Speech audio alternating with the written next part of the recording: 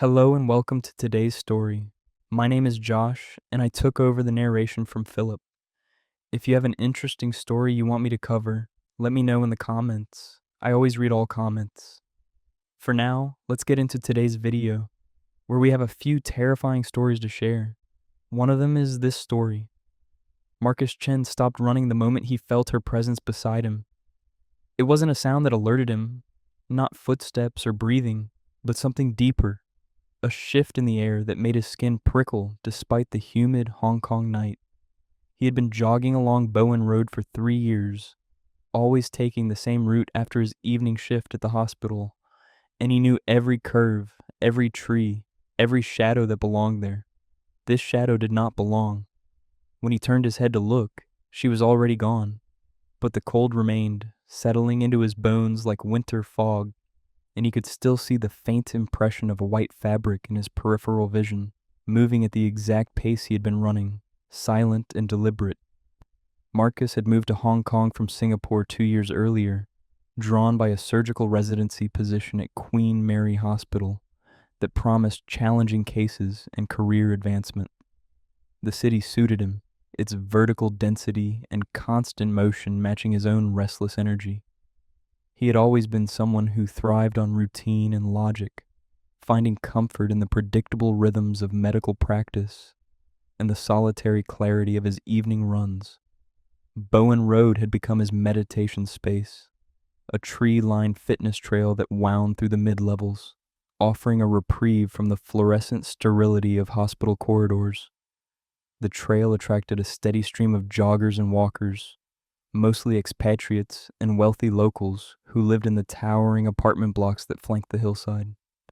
Marcus usually ran late, after 10 in the evening, when the crowds had thinned, and he could move at his own pace without dodging slower walkers or aggressive cyclists. He preferred the solitude, the way the city lights glittered below through gaps in the foliage, the occasional glimpse of Victoria Harbor shimmering in the distance. The path itself was well maintained, with street lamps at regular intervals and emergency call boxes every few hundred meters. A reassuring infrastructure that made night running feel safe despite the isolated stretches where thick vegetation blocked out the surrounding buildings. Marcus had never been superstitious, had never given much thought to the ghost stories that seemed to permeate every corner of Hong Kong culture. His colleagues at the hospital would sometimes share tales during night shifts, nurses whispering about haunted wards, or patients who claimed to see spirits in their rooms. But Marcus had always attributed such things to exhaustion, medication side effects, or the universal human tendency to find patterns in randomness. He had grown up in a rational household where his father, a retired engineer, had instilled in him a respect for evidence and a skepticism toward anything that couldn't be measured or tested. Even now, standing on Bowen Road with his heart rate elevated and his breath coming in short bursts, Marcus wanted to find a logical explanation for what he had just experienced. But the feeling persisted, that uncanny sensation of being watched, of sharing space with something that observed without being seen. Marcus forced himself to resume running, telling himself it was just fatigue, that his mind was playing tricks after a particularly brutal 72-hour shift that had left him depleted and foggy. The trail ahead curved gently to the right, disappearing into a section where the trees grew denser and the lampposts seemed farther apart. He had run this stretch hundreds of times, knew exactly how long it took to reach the next illuminated section, roughly 90 seconds at his usual pace. He focused on his breathing, counting inhales and exhales, trying to re-establish the meditative rhythm that made these runs therapeutic. Then he heard it, or rather felt it, the displacement of air beside his left shoulder, as if someone had just stepped into pace with him. Marcus didn't turn his head this time, didn't want to confirm what his instincts were screaming at him, but he couldn't help noticing the way his own shadow now seemed to have a companion, a second silhouette stretching across the pavement in the weak lamplight ahead. The second shadow was smaller, more delicate, unmistakably feminine in its proportions, and it moved with perfect synchronization to his own stride. His rational mind offered explanations, a trick of the light, another jogger running close behind him. But when he slowed his pace, the shadow slowed too, and when he glanced back over his shoulder, the path behind him was empty. Nothing but darkness and the distant glow of the last lamppost he had passed. The cold intensified, spreading from his left side across his chest and down his arm, a numbing sensation that felt almost like frostbite despite the warm night air. Marcus stopped abruptly, spinning around to face whatever was there, but the path remained empty, the trees silent except for the faint rustle of leaves in the breeze. His hands were shaking, not from exertion but from something primal, a fear response he couldn't rationalize away. He stood there for what felt like several minutes, but was probably less than 30 seconds, scanning the darkness for any sign of movement, any evidence that he wasn't losing his mind. The trail stretched empty in both directions, the lampposts casting their weak circles of light at regular intervals, everything appearing exactly as it should.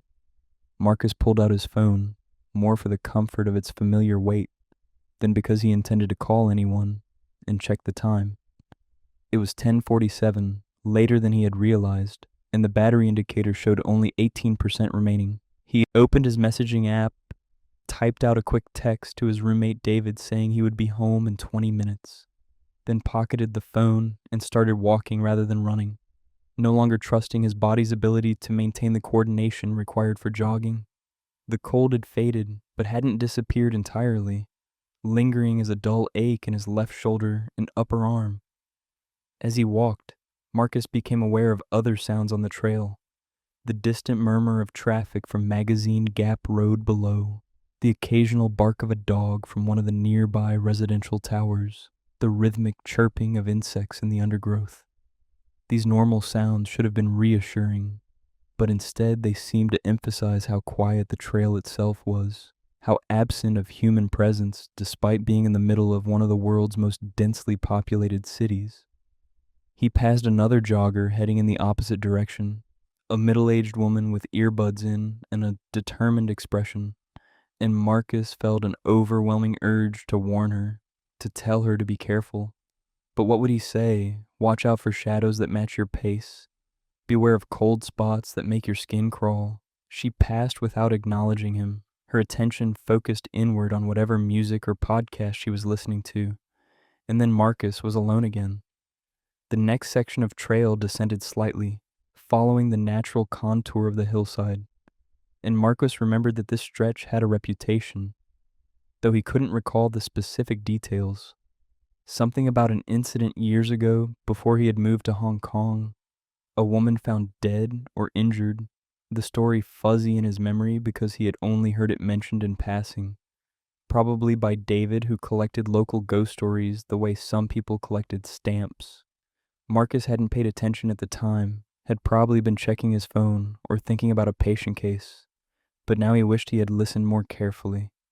The descent brought him closer to the buildings, and he could see lit windows in the towers above, rectangles of warm light where people were living their normal lives, watching television or preparing late dinners, completely unaware of the isolated trail running through the darkness below them.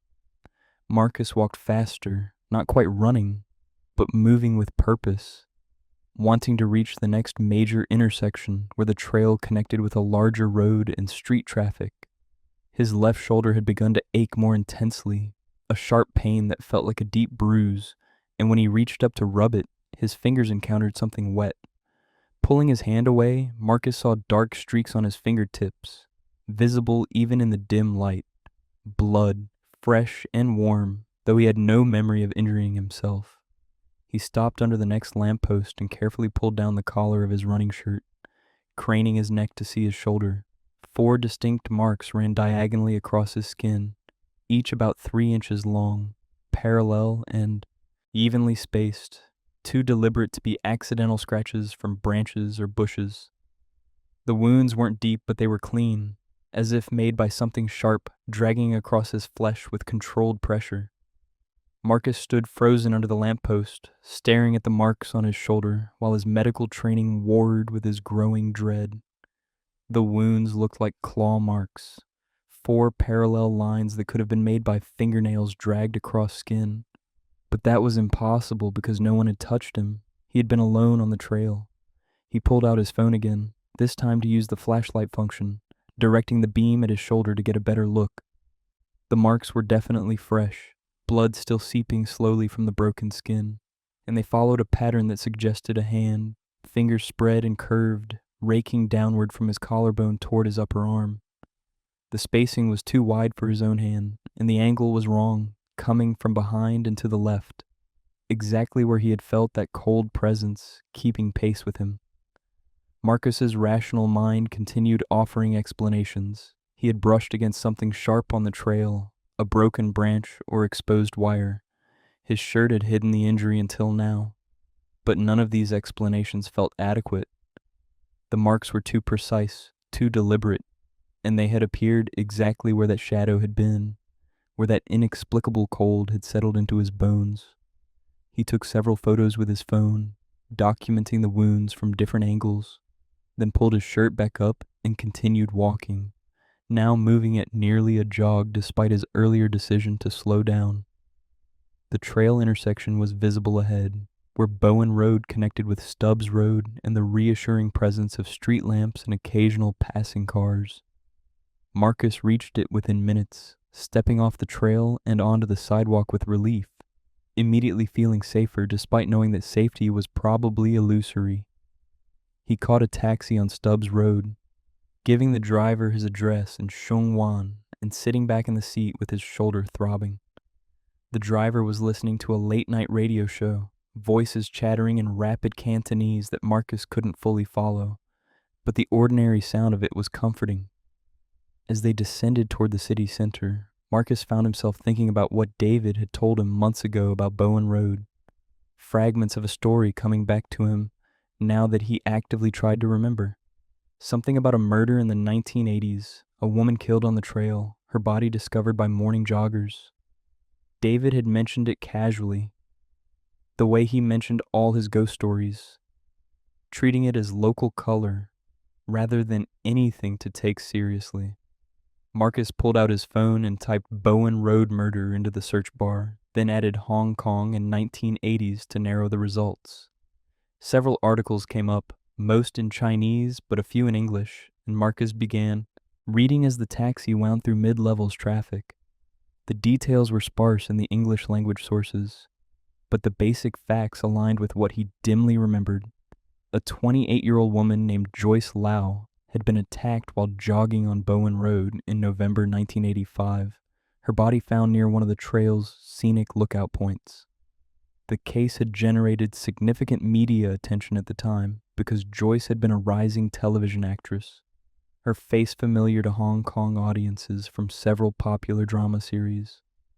The murder had never been officially solved, though the articles mentioned a suspect who had been questioned but never charged due to insufficient evidence. One article included a photo of Joyce Lau, a professional headshot showing a young woman with delicate features and long dark hair, wearing what looked like a traditional white kipao, the high-neck dress that had been fashionable in that era. Marcus stared at the photo until the taxi driver asked if he was all right, noticing through the rearview mirror that his passenger had gone pale. Marcus nodded, mumbling that he was fine, just tired, and closed the browser on his phone. The rest of the ride passed in silence, the driver returning his attention to the radio while Marcus sat with his thoughts spiraling. When they arrived at his building in Shungwan, Marcus paid the fare and took the elevator up to his 6th-floor apartment, finding David in the living room watching a Korean horror film with subtitles. David looked up as Marcus entered, immediately noticing something wrong in his roommate's expression. Marcus didn't want to talk about it, didn't want to say the words out loud and make the experience real, but David persisted, pausing his movie and asking direct questions until Marcus finally showed him the marks on his shoulder. David's reaction was immediate and knowing, a look crossing his face that combined recognition with something like vindication. He disappeared into his room and returned with a book, a thin paperback written in Chinese with some English annotations, open to a page marked with a sticky note. The page contained several accounts of encounters on Bowen Road, all following a similar pattern. Joggers or walkers reporting a woman in white appearing beside them, matching their pace, then vanishing before leaving physical marks on those she had touched. David explained in his enthusiastic way that these stories had been circulating for decades, that locals considered the trail haunted, that the woman was believed to be Joyce Lau, still running the path where she had been chased and killed, reenacting her final terrified minutes over and over. Marcus spent the next several days trying to convince himself there was a rational explanation, that coincidence and suggestion had combined to create an experience his mind had interpreted as supernatural. He treated the scratches on his shoulder with antibiotic ointment and watched them heal slowly, 4 parallel scars that would probably remain visible for months. He didn't return to Bowen Road, instead running on a treadmill at the hospital gym, finding the artificial monotony preferable to the thought of that dark trail and its watching trees. But he couldn't stop thinking about Joyce Lau, about what her final minutes must have been like, the terror of being chased through darkness by someone intent on violence. He began researching the case more thoroughly, reading everything he could find in English and asking David to translate some of the Chinese articles. The more he learned, the more certain details resonated with his own experience. The cold sensation witnesses reported, the way the figure appeared suddenly without warning, the claw marks that manifested hours after the encounter. One article mentioned that Joyce's body had been found with defensive wounds on her arms and shoulders, suggesting she had fought her attacker, and Marcus found himself wondering if what people encountered on the trail wasn't exactly a ghost, but something else, an echo of violence, a recording somehow burned into that space and playing back for those sensitive enough to perceive it. 3 weeks after his encounter, Marcus received a message from David saying that another jogger had reported an incident on Bowen Road, this time a woman who claimed to have been grabbed from behind while running the same section where Marcus had felt the presence. The woman had managed to pull away and run to safety, but when she checked later, she found bruises on her shoulders in the shape of hands, fingers that had gripped with impossible strength. Marcus read the message while sitting in the hospital cafeteria during a break, his own shoulder aching with phantom pain. I hope you enjoyed these stories. Tomorrow we will be uploading another terrifying story. Feel free to subscribe and put on your notifications to never miss another scary video. I upload almost every day. Wish you all the best. But that story was only the beginning of what Hong Kong's darkness conceals. While Bowen Road holds its tragic echo of violence, another location in the city harbors something equally disturbing, something that appears not in wooded trails, but in the mechanical routine of urban transit. This next account comes from those who work the late shifts, who see the city when most are sleeping, who witness the impossible rolling silently into view on metal rails. Because some vehicles carry more than just passengers, and some schedules include departures that were never officially recorded. What follows is the testimony of those who have seen Hong Kong's ghost tram, a vehicle that shouldn't exist, yet continues its eternal route through the sleeping city. Thomas Eng had been working as a depot supervisor at the Whitty Street Tram Depot for 11 years when he first saw tram number 65 roll in at 3:17 in the morning. The sight stopped him mid-step as he crossed the maintenance floor, clipboard in hand, because 65 had been decommissioned 8 months earlier, stripped for parts, and sold to a private collector who intended to restore it as a museum piece. Thomas knew this with absolute certainty because he had supervised the decommissioning himself, had watched as the tram was carefully prepared for transport, its distinctive green and white livery documented in photographs before it was loaded onto a flatbed truck and driven away. Yet there it was, rolling slowly through the depot entrance with its headlamps dimmed, the familiar squeal of its wheels on the rails unmistakable in the late-night quiet. The other mechanics on duty hadn't noticed yet, most of them working in the pit area beneath other trams. But Thomas stood frozen, watching as 65 came to a stop in its old assigned bay, the one that had remained empty since its departure, as if the tram had simply decided to come home. Thomas had spent his entire adult life working with Hong Kong's trams, starting as a junior mechanic fresh out of technical school and gradually working his way up to his current supervisory position. He loved the trams with an affection that bordered on paternal, appreciated their utilitarian design and stubborn durability, the way they had remained essentially unchanged for over a century while the city transformed around them. Hong Kong's tram system was one of the oldest in the world still in daily operation, its double-decker vehicles trundling along their fixed routes through the northern edge of Hong Kong Island, from Kennedy Town in the west to Shau Kei Wan in the east, with various branches serving different neighborhoods in between. The trams moved slowly, rarely exceeding 25 kilometers per hour, but they moved reliably, carrying millions of passengers each year through some of the world's most expensive real estate. For Thomas, the Whitty Street Depot was more than just his workplace. It was a sanctuary, a space where the mechanical and predictable held sway over the chaos of the city beyond its walls. The depot operated around the clock, with different shifts handling maintenance, repairs, and the nightly return of trams after their routes ended. The graveyard shift, which Thomas supervised 3 nights a week, was the quietest, with most of the work focused on inspection and preventive maintenance rather than emergency repairs. Thomas preferred these quiet hours, the sense of being alone with the sleeping trams, the opportunity to move through the depot at his own pace without the pressure of keeping to a tight schedule. The building itself was a sprawling structure that had been expanded multiple times over the decades, with sections dating back to the early 20th century, standing alongside more modern additions. It had the particular smell that all tram depots seem to share, a mixture of machine oil, metal dust, and ozone from the electrical systems, a scent that Thomas found comforting in its familiarity. Now he stood staring at Tram 65, his mind struggling to reconcile what he was seeing with what he knew to be fact. The tram looked exactly as it had on its last day of service, its paint showing the same pattern of wear, its route number board dark, its interior lights off, except for a faint, flickering glow that seemed to come from the upper deck. Thomas set down his clipboard on a nearby workbench and walked slowly toward the tram, his footsteps echoing in the cavernous space. As he approached, he noticed details that reinforced the impossibility of what he was seeing.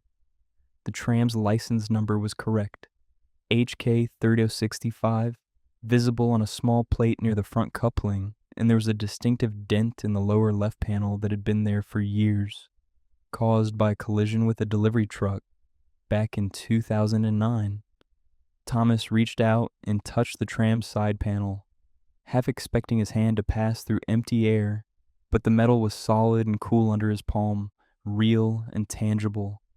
He walked along the length of the tram, examining it from different angles, looking for anything that might explain this as an elaborate prank or some kind of mistake. But everything pointed to this being the actual 65, impossibly returned. When he reached the rear boarding area, Thomas noticed that the door was slightly ajar, not fully open, but enough to create a gap of several inches. He pulled it wider, the familiar pneumatic hiss accompanying the motion, and stepped up into the tram's lower deck. The interior was dark except for that flickering light from above, which Thomas could now see was coming through the stairwell that connected the lower and upper decks.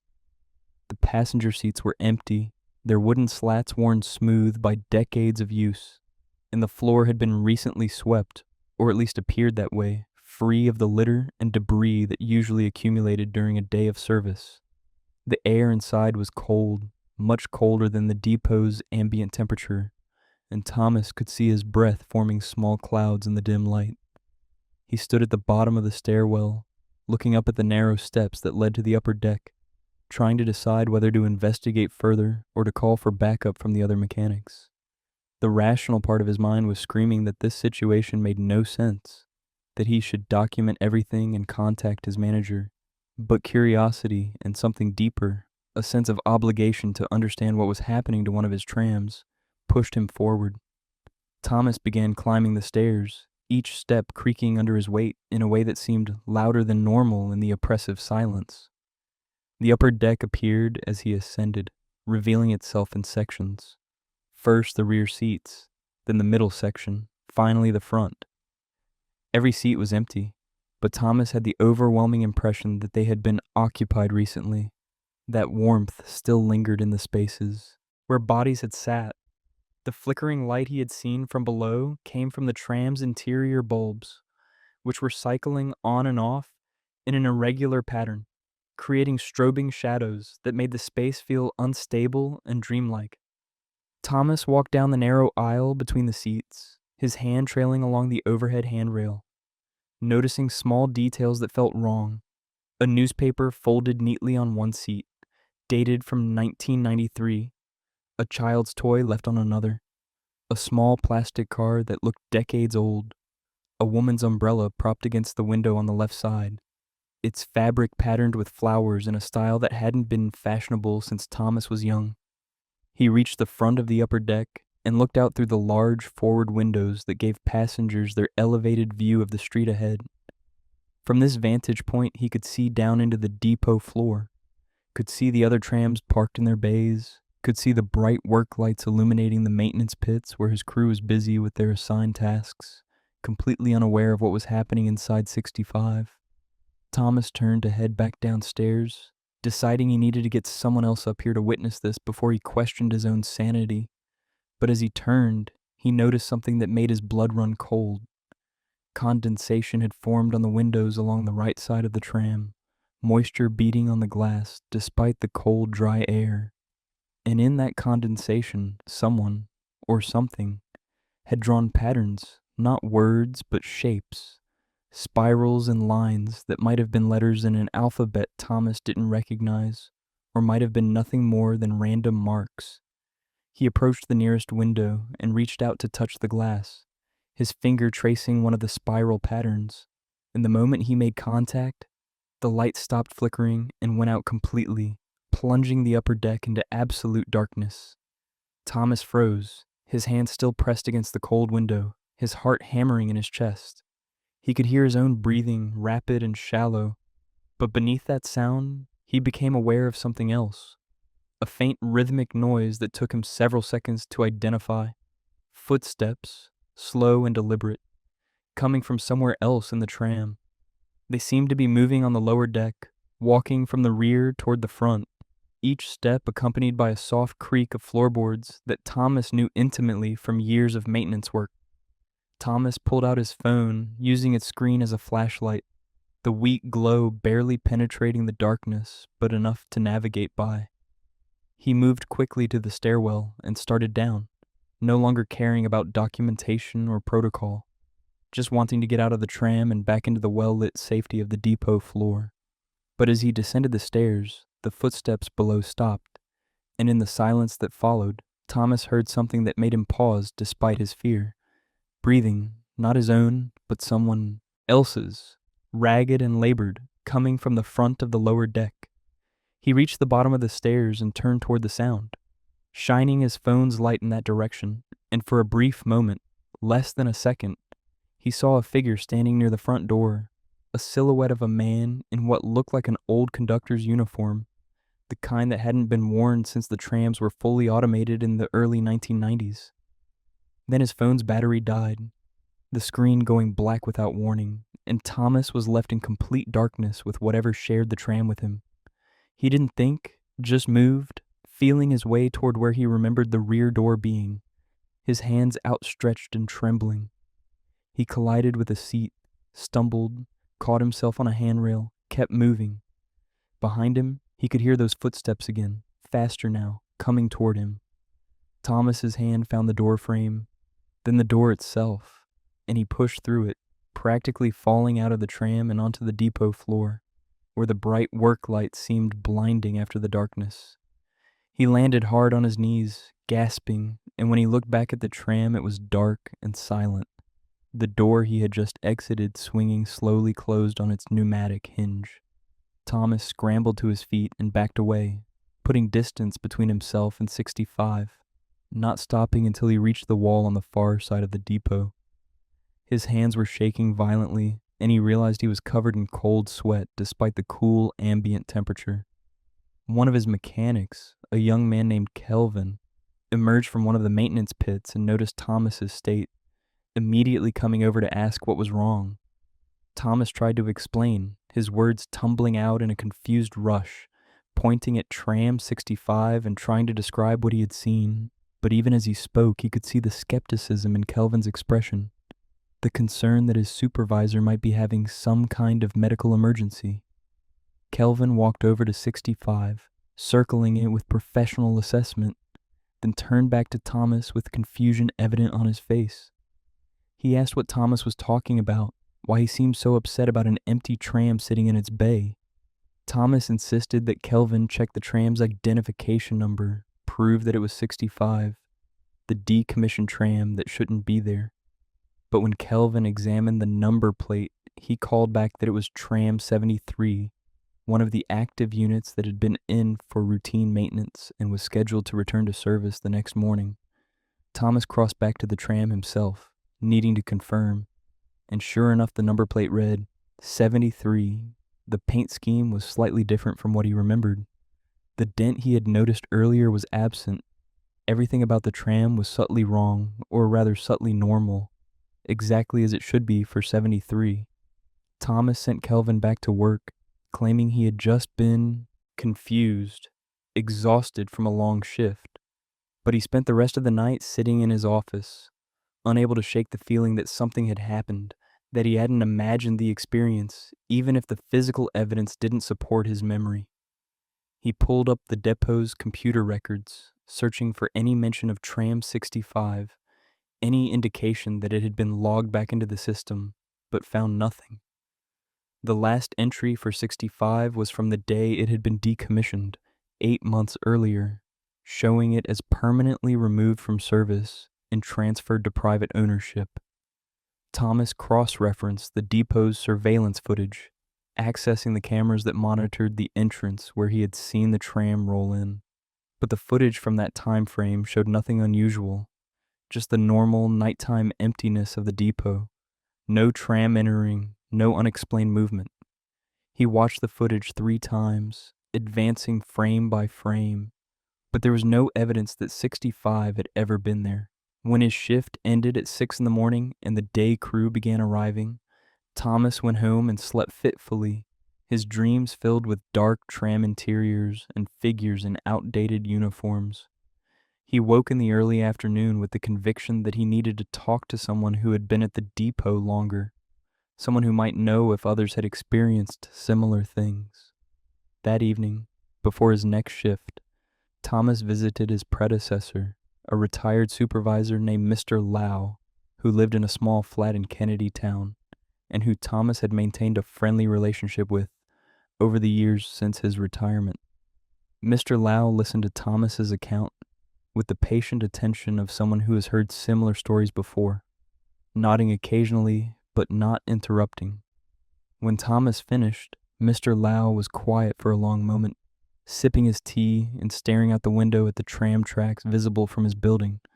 Finally, he began to speak, telling Thomas about the first time he had seen Tram 65 return, back in 1998, 6 years before he retired.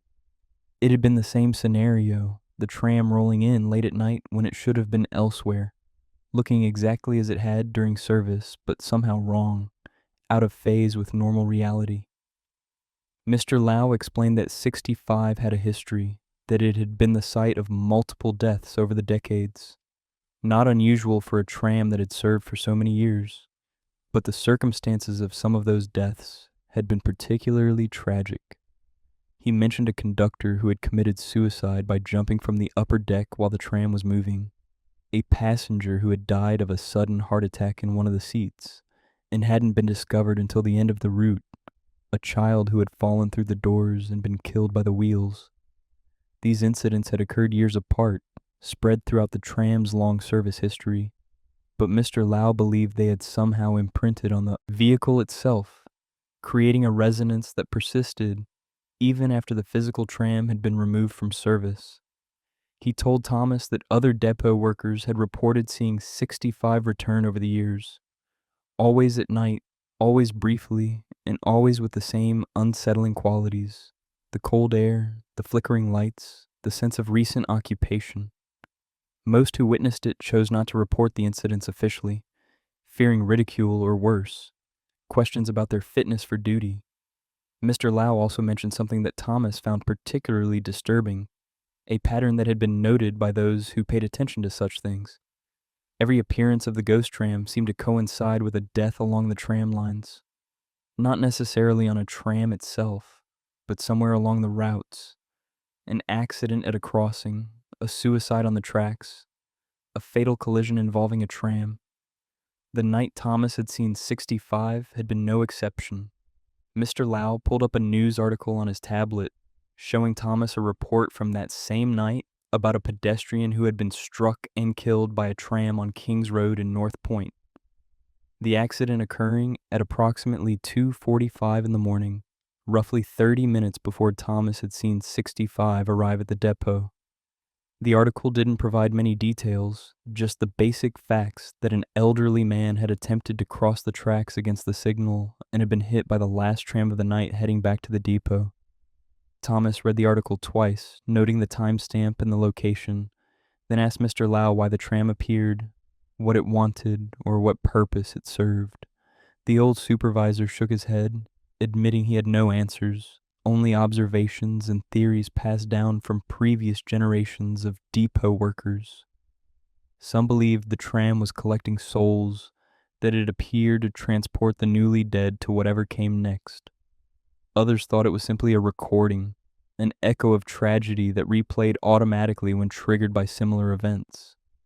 Mr. Lau himself believed it was something in between, that 65 had become a kind of psychic repository, absorbing the emotional and spiritual residue of the deaths associated with it, and that this accumulated energy occasionally manifested in physical form, seeking something, though he couldn't say what. He warned Thomas that the tram would appear again, probably multiple times over the years Thomas had left in his career, and that the best approach was to observe, document privately, but not to interfere or try to board it again. Thomas returned to work that night with Mr. Lau's words weighing heavily on his mind, looking at the empty bay where he had seen 65 with new understanding. Over the following months, he began paying closer attention to the timing of tram-related deaths, cross-referencing them with his work schedule and making private notes about any unusual occurrences at the depot. He discovered that the pattern Mr. Lau had mentioned was real and consistent. In the 6 months following his first encounter with the ghost tram, there were 3 deaths along the tram routes, and on 2 of those occasions, Thomas was working the night shift at the depot.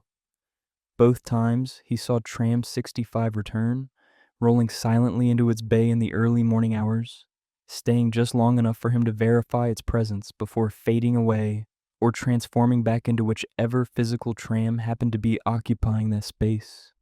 He never boarded it again, heeding Mr. Lau's warning, but he watched from a distance, noting details, the way the tram's headlamps dimmed as it entered the depot, the specific time of night it appeared, always between 3 and 4 in the morning, the sound of its wheels on the rails, softer than it should be, muffled as if heard through water. Other workers began noticing Thomas's attention to the empty bay, and gradually, quietly, some of them shared their own experiences, confirming that the phenomenon had been witnessed by many over the years, a secret history of the depot that existed parallel to the official records and maintenance logs. I hope you enjoyed these stories. Tomorrow we will be uploading another terrifying story. Feel free to subscribe and put on your notifications to never miss another scary video. I upload almost every day. Wish you all the best.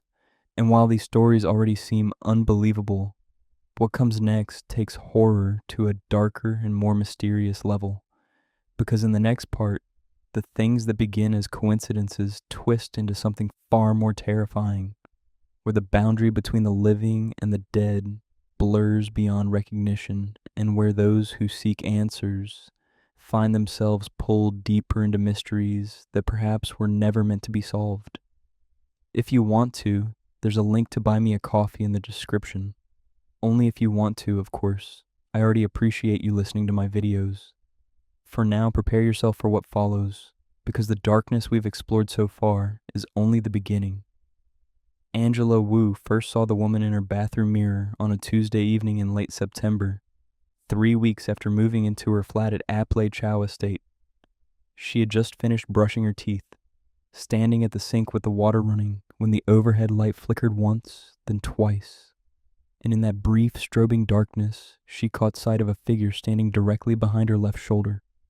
The figure was a woman with long black hair that hung past her shoulders, wearing what looked like a pale nightgown or hospital gown, and her face was turned slightly away so that Angela couldn't see her features clearly. The entire sighting lasted perhaps 2 seconds before the light stabilized and the reflection showed only Angela herself, alone in the small bathroom. But those 2 seconds were enough to send adrenaline flooding through her system. She spun around immediately, her toothbrush clattering into the sink. But the bathroom was empty, the door still closed as she had left it, no space for anyone to hide, even if they had somehow entered without her noticing. Angela stood frozen for several heartbeats, her breath coming in short gasps, scanning every corner of the tiny room for an explanation that made sense. Angela had moved to Apley Chow Estate out of necessity rather than choice, drawn by rental prices that were substantially lower than comparable flats in more desirable neighborhoods. She was 29 years old, working as a junior accountant at a firm in Central, and living alone for the first time after years of sharing cramped apartments with roommates. The independence had seemed worth the compromise of location, even though Apley Chow was isolated from the main island, connected only by a bridge and served by limited bus routes that made her daily commute longer than she would have preferred. The estate itself was typical of Hong Kong public housing from the 1980s, a cluster of tall residential blocks with narrow corridors and small flats designed for maximum density rather than comfort. Her unit was on the 14th floor, technically the 13th, given that many buildings skip that number for superstition, and it consisted of a single bedroom, a cramped living area, a kitchenette, and the bathroom where she now stood trying to rationalize what she had just seen. The flat had seemed fine when she viewed it, clean if dated, with aging fixtures and walls that showed the patched repairs of previous tenants. But the landlord had been eager to rent and had accepted her offer without the usual haggling that characterized Hong Kong's rental market. Angela had attributed this to the location rather than anything wrong with the property itself, but now she found herself wondering if there had been other reasons for the landlord's eagerness. The bathroom was particularly small, barely large enough for the toilet, sink, and shower stall, with a single mirror mounted above the sink that showed signs of age, its silver backing degraded around the edges where moisture had worked its way behind the glass. The light fixture was a basic fluorescent tube that had flickered occasionally since she moved in, something she had planned to mention to the landlord but hadn't gotten around to addressing. Angela forced herself to breathe slowly, trying to calm the racing of her heart, telling herself it had been a trick of the light combined with fatigue and stress from a long workday. She had been putting in extra hours at the firm, preparing for an audit that was consuming most of her mental energy, and it was entirely possible that exhaustion had caused her to misinterpret shadows or reflections. She finished her evening routine quickly, no longer comfortable in the bathroom, and retreated to her bedroom where she lay awake for hours, phone in hand, searching for rational explanations for hallucinations in mirrors. The internet offered various possibilities, from simple fatigue to more concerning neurological conditions, but none of the articles she found quite matched what she had experienced. The figure had been too detailed, too specific in its appearance. Not a vague shadow, but a distinct person with identifiable features, even if those features had been turned away. Eventually, Angela fell asleep with her bedside lamp on, something she hadn't done since childhood, and woke the next morning feeling drained and uncertain.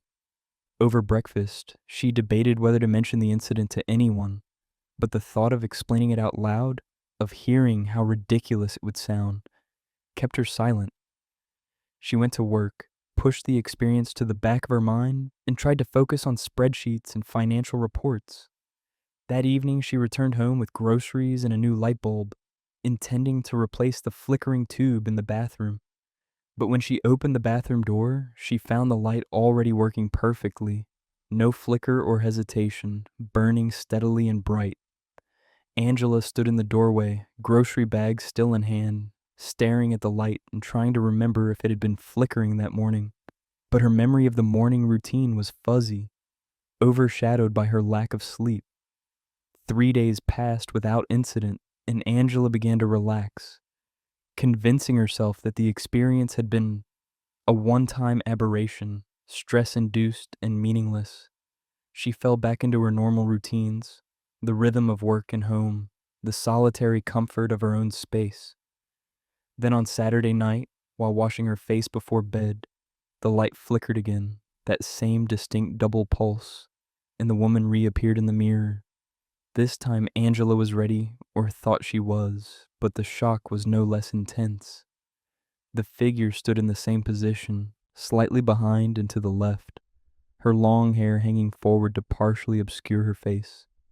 And this time, Angela noticed additional details. The woman's skin was very pale, almost translucent, and her nightgown or whatever she was wearing seemed damp, clinging to her thin frame in a way that suggested she was wet or had recently been wet. The woman's head began to turn slowly, as if becoming aware that Angela was watching, and Angela caught a glimpse of her profile before the light stabilized and the image vanished. In that brief glimpse, Angela saw enough to know that something was deeply wrong with the woman's face. The skin appeared damaged or distorted, and there was darkness where the eye should have been, not shadow but absence, a void that seemed to extend beyond the surface. This time Angela didn't turn around, didn't waste time looking for a physical presence she knew wouldn't be there. Instead, she backed out of the bathroom, turned off the light from the hallway switch, and closed the door firmly. She spent the rest of the night in her bedroom with every light on, door locked, listening to music through headphones to drown out the silence. Sunday morning, Angela went to visit her mother in Kowloon, something she did most weekends, and over lunch, she carefully broached the subject of the flat, asking if her mother knew anything about Ap Lay Chow Estate's history.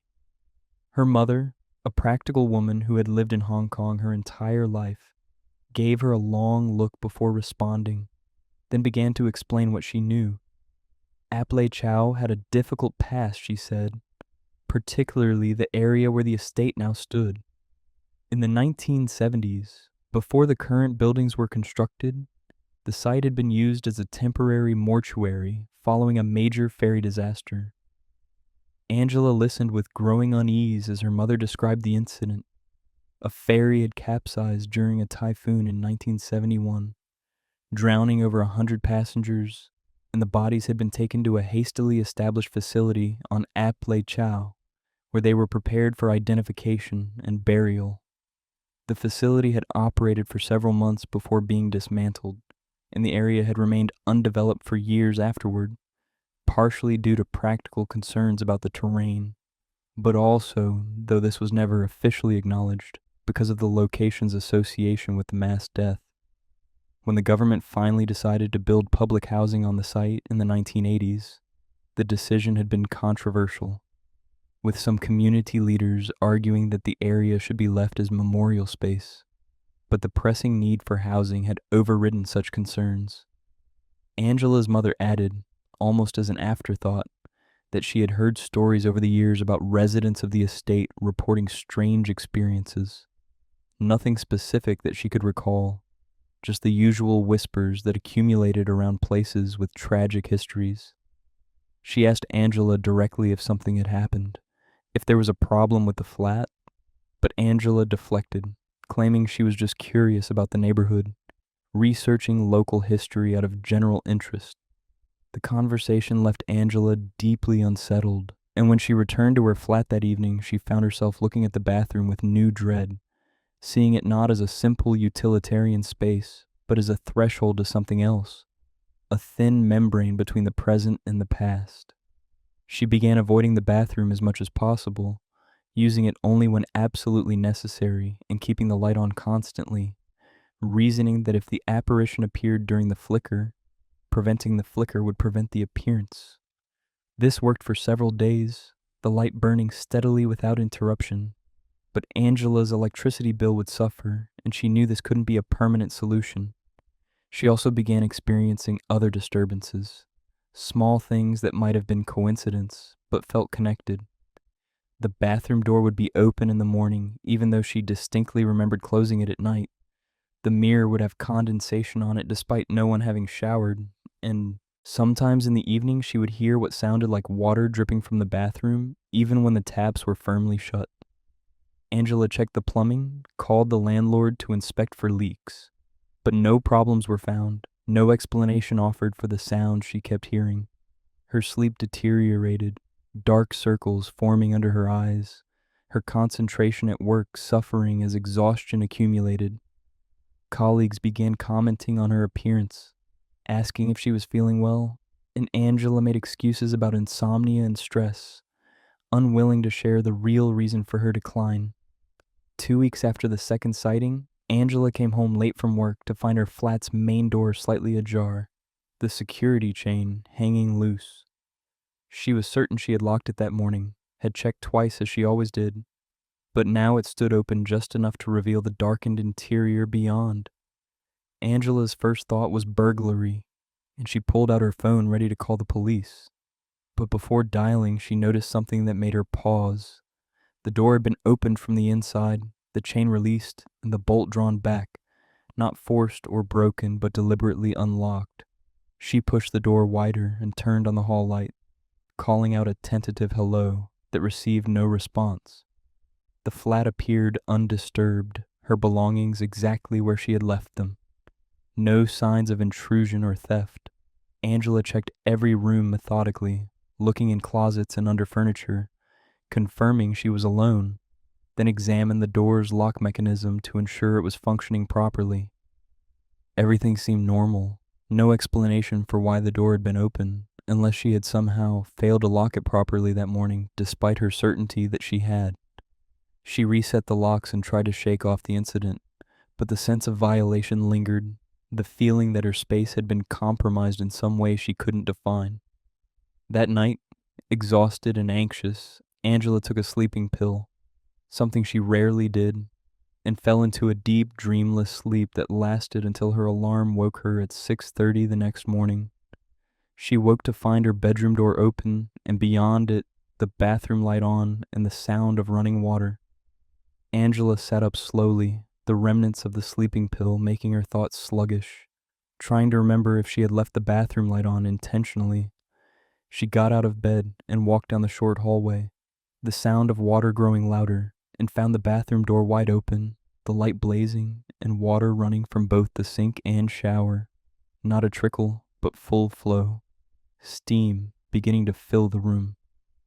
Angela rushed forward to turn off the taps, scalding her hand on the shower handle which had been turned to maximum heat, and in the moment before she shut off the water, she saw the mirror, completely covered in condensation, except for one area in the center where something had been written.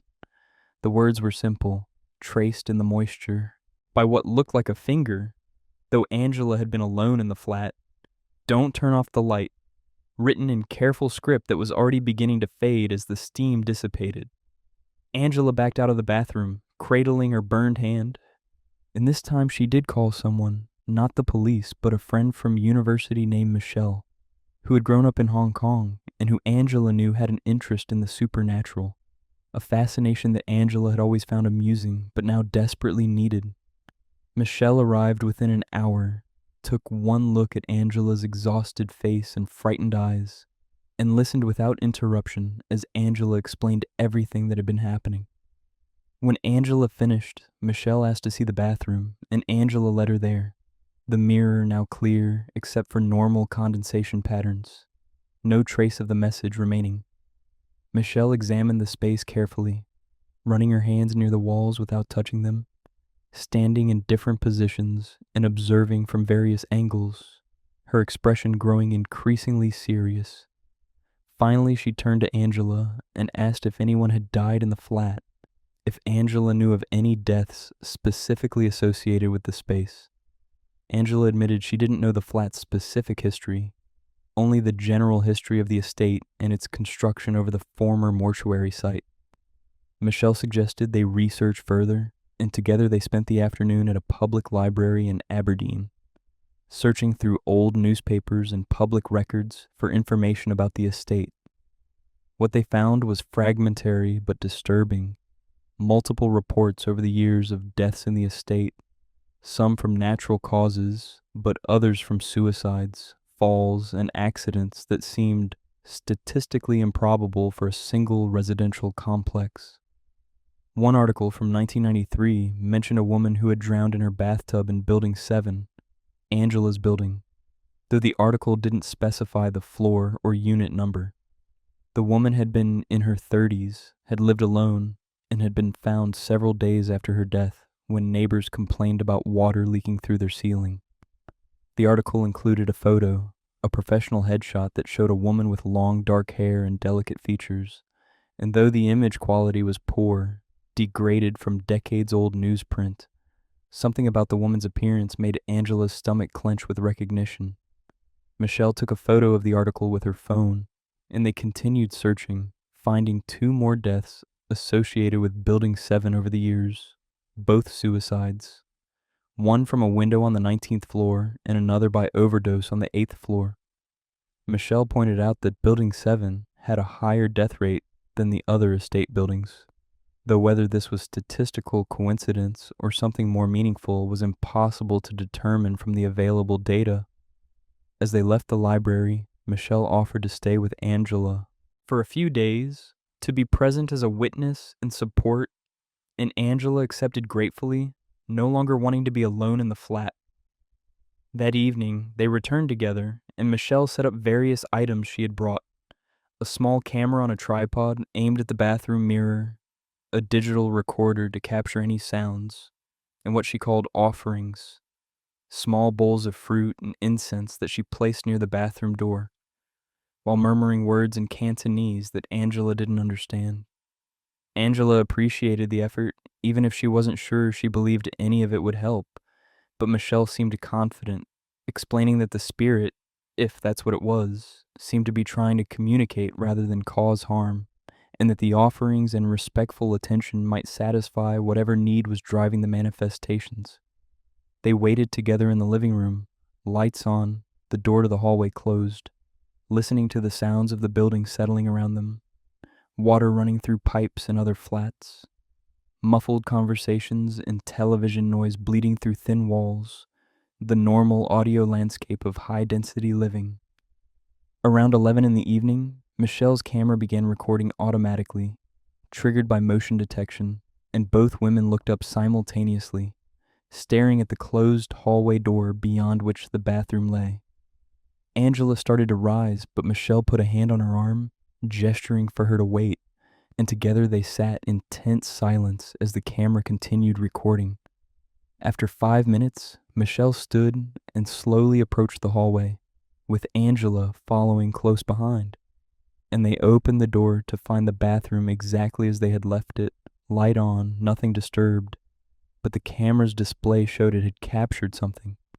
Michelle played back the footage, and both women watched as the bathroom mirror, clearly visible in the frame, began to fog with condensation despite no apparent source of moisture, and then the same message appeared, written by an invisible hand: "Don't turn off the light," the letters forming slowly and deliberately.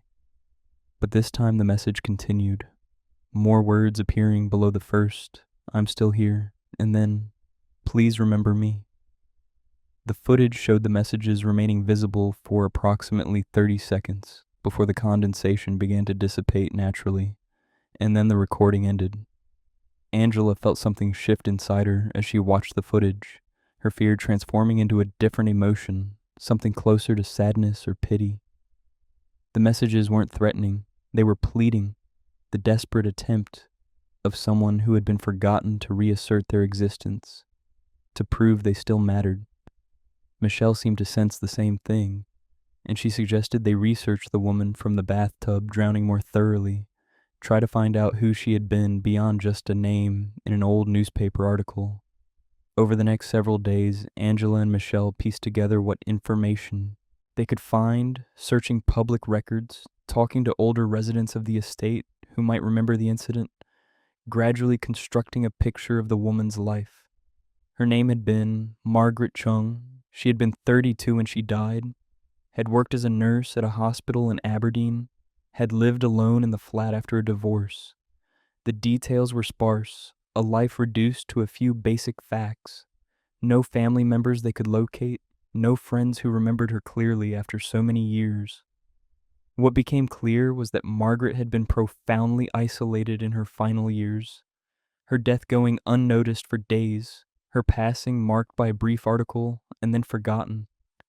The flat she had died in had been renovated and rented out multiple times since, each tenant unaware of its history, the landlord never mentioning the death because disclosure wasn't legally required after a certain time period had passed. Angela realized with growing certainty that her flat was Margaret's flat, that the bathroom where she brushed her teeth and washed her face was the same bathroom where Margaret had drowned, and that the figure she had been seeing in the mirror was Margaret herself, trapped in some way by the manner of her death, trying to make contact with the living world she could no longer fully inhabit. Angela made a decision that surprised even herself. She set up a small shrine in the hallway near the bathroom. Nothing elaborate but a simple acknowledgement of Margaret's existence. A framed copy of the newspaper photo. A candle, some flowers replaced weekly. She began leaving the bathroom light on at night, no longer seeing it as a concession to fear, but as a small comfort she could offer. A way of saying, I see you, I remember you, you still matter. The manifestations didn't stop entirely, but they changed character, becoming less frightening and more melancholic. Sometimes Angela would see Margaret's reflection briefly, not behind her, but beside her, a companion rather than a threat. And sometimes she would find small signs of presence, a handprint on the foggy mirror, the smell of hospital disinfectant that Margaret must have carried home from work, the sound of crying late at night that was barely audible through the walls. Angela learned to coexist with these phenomena, accepting them as part of her living situation, the price of affordable rent and the legacy of tragedy. She never grew comfortable exactly, but she developed a kind of resigned peace, understanding that some spaces hold memory the way sponges hold water, and that certain deaths leave impressions too deep to be erased by time or renovation. Michelle visited regularly, checking on Angela and documenting the ongoing manifestations with her usual scientific curiosity mixed with genuine empathy, and together they created an unofficial record of Margaret's afterlife presence, a testament to a woman who had been forgotten by everyone except the place where she died. I hope you enjoyed these stories. Tomorrow we will be uploading another terrifying story. Feel free to subscribe and put on your notifications to never miss another scary video. I upload almost every day. Wish you all the best. Yet for all the sorrow contained in that bathroom mirror, Hong Kong harbors tragedies that reach beyond enclosed spaces, into the open air where mountains touch sky and hikers seek both adventure and solitude. The next story takes us away from urban density to the natural wilderness that still exists within the city's boundaries, where a different kind of haunting plays out on rocky slopes and narrow trails, where the lost continue searching long after hope has faded, and where those who climb alone might find they have unexpected company on their journey to the summit. Daniel Jung first noticed the boy in the red backpack on a Sunday morning in October, about 40 minutes into his hike up the main trail of Lion Rock. The weather was perfect for climbing, cool and clear with autumn beginning to assert itself after months of summer humidity, and the trail was moderately busy with the usual mix of serious hikers and casual weekend exercisers. Daniel had been climbing Lion Rock regularly for the past 5 years, ever since moving back to Hong Kong from London, where he had spent a decade working in finance before deciding to return home and start a small consulting business. The hikes had become his meditation, his way of clearing his mind and staying connected to the landscape that had shaped his childhood, and he had learned to recognize the regulars, the older men who speed walked the trail every morning regardless of weather, the groups of teenagers who came for photos at the summit, the tourists who struggled with the steeper sections while consulting their phones for directions. The boy didn't fit any of these categories. He was perhaps 8 or 9 years old, small for his age, wearing a school uniform that seemed oddly formal for hiking and carrying a bright red backpack that looked brand new and oversized for his slight frame. He was climbing alone, moving with surprising speed and confidence, staying to the right side of the trail and not acknowledging any of the other hikers who passed him. Lion Rock was one of Hong Kong's most iconic peaks, rising 495 meters above Kowloon, its distinctive profile visible from multiple points across the city and featured in countless photographs and postcards. The mountain had cultural significance beyond its physical presence, symbolizing Hong Kong's resilience and industrious spirit, its name referencing the rocky outcrop near the summit that resembled a crouching lion when viewed from certain angles. The main trail was well maintained, a combination of paved sections and natural stone steps that switchbacked up the steep hillside, offering increasingly spectacular views as altitude was gained. On clear days like this, hikers could see across Kowloon to Hong Kong Island, beyond the harbor glittering between the two land masses, container ships and ferries moving like toys across the water's surface. Daniel loved this hike particularly for the moment when the trail emerged above the tree line, transitioning from humid forest shade to exposed rocky terrain, where wind and sun competed for dominance. The final approach to the summit involved some light scrambling over boulders, nothing technically difficult but requiring attention and reasonable fitness. And the summit itself offered 360-degree views that never failed to impress despite Daniel's frequent visits. He had his routine down to a science, knew exactly how long each section took, where to pause for water, which spots offered the best photo opportunities, and he rarely deviated from this established pattern. The boy in the red backpack was unusual enough to catch Daniel's attention, but not so concerning that he felt compelled to intervene. Children did occasionally hike Lion Rock, usually with parents or school groups. And while it was uncommon to see a child alone, it wasn't unheard of. Perhaps the boy's family was somewhere ahead on the trail, or he was meeting friends at a predetermined location. Daniel continued his own climb, overtaking the boy at one point and exchanging a brief nod of acknowledgement, noticing up close that the boy's uniform was spotlessly clean, unusual for someone hiking, and that his backpack appeared empty despite its size, hanging flat against his shoulders without the bulge of contents. The boy's expression was neutral, focused straight ahead on the trail, and he didn't respond to Daniel's greeting beyond a slight movement of his head. Daniel continued upward, putting the boy out of his mind as he focused on his breathing and the rhythm of his steps, entering the meditative state that made these hikes therapeutic. He passed several other groups heading up, exchanged pleasantries with a couple of the regulars he recognized, and reached the tree-line section about an hour and 15 minutes after starting, right on his usual schedule. Here the trail became more exposed, the vegetation thinning out to reveal the steep slopes dropping away on both sides, and the wind picked up significantly, gusting from the northeast and carrying the faint smell of the sea. Daniel paused at one of the scenic overlooks, a small platform where the trail widened enough for several people to stop and take photos, and pulled out his water bottle for a drink. From this vantage point, he could see the trail below, zigzagging down the mountainside, and movement caught his eye. The boy in the red backpack still climbing, now about 200 meters below Daniel's position. What struck Daniel as odd was that the boy seemed to have made remarkably little progress. Despite the time that had passed, Daniel had been climbing steadily and should have left the boy much farther behind, yet here he was, still visible and seemingly not far from where Daniel had last seen him. Daniel watched for a moment as the boy continued his climb, his pace steady but somehow off, moving with a mechanical quality that didn't match the natural rhythm of hiking. Then the boy looked up, directly at Daniel despite the distance, and waved, a slow, deliberate gesture that sent an inexplicable chill through Daniel's body. Daniel raised his hand in return, an automatic response. But the gesture felt wrong somehow, fraught with a meaning he couldn't interpret.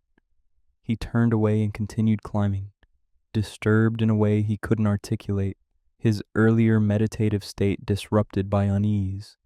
The trail ahead led to the more challenging section, where natural rock formations required hikers to use their hands for balance and support, scrambling over boulders that had been worn smooth by decades of foot traffic. Daniel had done this section hundreds of times and moved through it efficiently, his muscle memory guiding him even as his mind remained partially occupied with thoughts of the boy. He reached a section where the trail passed behind a large boulder, creating a brief tunnel-like passage, and as he emerged on the other side, he nearly collided with someone standing motionless just beyond. The boy in the red backpack, positioned at the edge of the trail with his back to the steep drop-off, facing toward Daniel as if he had been waiting. Daniel stopped abruptly, startled by the sudden proximity, and stammered an apology even though he hadn't actually made contact. The boy didn't respond, just stood there with that same neutral expression, and Daniel noticed details he had missed before. The boy's school shoes were pristine white sneakers without a trace of dirt. Despite the dusty trail, his uniform pants were perfectly creased, and most disturbing, the boy's skin had an odd pallor, not quite natural, almost gray in the mountain sunlight. Daniel asked if the boy was all right, if he needed help, but received no verbal response, only that slow wave again, the same gesture from before. And then the boy turned and stepped behind the boulder, disappearing from view. Daniel stood confused for a moment, processing what had just happened, trying to understand how the boy could have gotten ahead of him on the trail. There had been no alternate routes, no way to pass without being seen. He moved to the boulder and looked around it, expecting to find the boy on the other side, but there was nothing, just empty trail continuing upward and bare rock offering no hiding places. Daniel called out, his voice sounding strange in the wind, asking where the boy had gone, but received no answer. He walked around the entire boulder, checking every possible direction the boy could have moved, but found no one, no sign of recent passage, no disturbance in the dust that accumulated on the lesser-used sections of rock. Other hikers were approaching from below, a group of 3 middle-aged women moving steadily upward, and Daniel stopped them to ask if they had seen a young boy on the trail, describing the red backpack and school uniform. The women looked at him with mild concern, said they hadn't seen any children at all during their climb. Had Daniel lost someone from his group? Daniel explained he was alone, had just seen a boy who then vanished, and immediately regretted his phrasing as he watched their expressions shift from concern to wariness, clearly wondering if they should be worried about this strange man asking about children. He thanked them quickly and continued up the trail, embarrassed and confused, doubting his own perceptions. The summit of Lion Rock was crowded when Daniel reached it 20 minutes later. Dozens of people milling around the lion-shaped rock formation, taking selfies and group photos, enjoying the views and the sense of accomplishment that came with completing the climb. Daniel found a quieter spot slightly below the main summit area, where he could sit on a flat boulder and think without the distraction of crowds. He pulled out his phone and opened a search browser, typing in Lion Rock missing child, not sure what he was looking for, but feeling compelled to investigate the growing unease that had settled over him. The search results included several articles about safety concerns on the trail, warnings about the dangers of hiking alone, but one older article caught his attention, dated from almost exactly 25 years earlier, describing the search for a missing child. Daniel read it carefully, his unease crystallizing into something colder and more certain. The article reported that a 9-year-old boy named Timothy Wong had disappeared while hiking Lion Rock with his school group during a nature outing in October 1998. The group had been ascending during clear weather when a sudden fog had rolled in from the sea, reducing visibility to near zero within minutes. In the confusion and disorientation that followed, Timothy had become separated from his classmates and teachers, his absence not noticed until the fog began to clear and a head count revealed 1 child missing. A massive search operation had been launched, involving police, fire services, and volunteer rescue teams, combing the mountain for 2 days before being scaled back due to dangerous conditions and diminishing hope. The article included a photo of Timothy, a school portrait showing a slight boy with a serious expression, wearing his school uniform, and standing beside him in the photo, positioned as if for scale, was a bright red backpack, presumably the one he had been carrying when he disappeared. Daniel stared at the photo for a long time, comparing the face to his memory of the boy he had seen on the trail, noting the similarities, the same slight build, the same serious expression, the same red backpack that had caught his attention initially. The article mentioned that search teams had reported hearing a child's voice calling "Wait for me" on several occasions during the search, always from a different location, the sound seeming to move around the mountain in ways that defied the terrain and the positions of the searchers. One search team had followed the voice to a section of trail near the summit, where they found small footprints in the dust, approximately the right size for a 9-year-old child, leading toward a steep drop-off and then simply ending. No sign of a fall or struggle, just footprints that terminated at the edge as if their owner had stepped off into air and continued walking. The official conclusion had been that Timothy had likely fallen from the trail during the fog, his body landing in one of the many inaccessible ravines that scored the mountain's flanks, hidden by dense vegetation and impossible to reach without specialized equipment. The search had officially ended after a week, though the article mentioned that Timothy's parents had continued returning to the mountain for months afterward, hiking the trails and calling their son's name, hoping against probability that he had somehow survived and was living wild on the slopes. Daniel felt his scalp prickle as he read the final paragraphs of the article, which mentioned that in the years following Timothy's disappearance, other hikers had reported seeing a child matching his description on the mountain, always wearing the red backpack, always alone, always vanishing when approached. Most of these sightings had occurred in October, around the anniversary of the disappearance, though some had been reported in other months as well. The article treated these sightings with journalistic skepticism, attributing them to suggestion and the power of local legend. But Daniel knew with absolute certainty that what he had seen was real, or at least real enough to be photographed by his memory with perfect clarity. He scrolled through more search results, finding forum posts and blog entries from other hikers describing similar encounters. The details remarkably consistent. The boy always wearing the same uniform, always carrying the red backpack, always moving with that odd mechanical quality, always waving that slow, deliberate gesture before disappearing. One post from just 6 months earlier described an experience nearly identical to Daniel's, the boy appearing below the hiker, then somehow getting ahead on the trail, stepping behind a boulder and vanishing, leaving only small footprints that led nowhere. Daniel spent another hour on the summit, researching and reading, piecing together a picture of Timothy Wong's afterlife presence on the mountain he had died exploring. The pattern that emerged was both sad and disturbing. Timothy seemed to be endlessly repeating his final hike, climbing toward a destination he would never reach, occasionally intersecting with living hikers who registered his presence without understanding what they were seeing. Some accounts mentioned hearing a child's voice calling "Wait for me," the same phrase the search teams had reported, as if Timothy was still trying to catch up with his classmates who had moved ahead in the fog, still believing that if he could just climb fast enough, he would find them. The footprints that ended at cliff edges appeared in multiple accounts, suggesting that Timothy's ghost or echo or whatever phenomenon was creating these manifestations had no awareness of the terrain's dangers, simply continued walking when the trail ended, stepping off into space without fear because he no longer had physical form to be injured by falling. What struck Daniel most deeply was the essential loneliness of it, a child condemned to climb alone forever, seeking companions who were long gone, waving to hikers who couldn't help him find his way. Daniel began his descent from Lion Rock with mixed feelings. Relief at leaving the mountain mixed with guilt at abandoning whatever remained of Timothy to his eternal, lonely climb. As he hiked down, he found himself watching for the boy, half expecting to encounter him again.